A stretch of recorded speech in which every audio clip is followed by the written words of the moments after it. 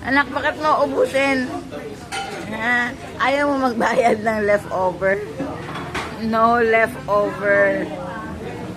No sharing. Magbabayad daw ng 100. Kaya inubos na sa baho.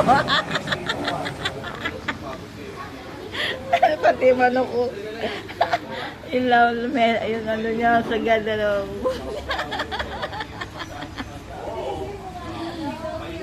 Uy, tama na.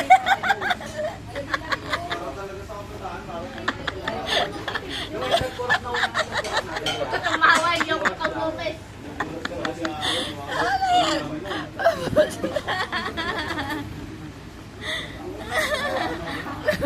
Okay na yan, tama na yan.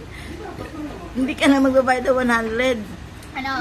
Binigyan ka naman ni Papa ng 1,000, di ba? May pambayad ka. Iniwan ko sa bahay. Nagpabayad.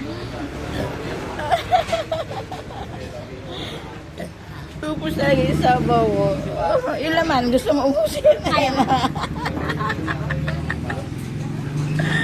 Ubus. Isa pa? Busog ka na?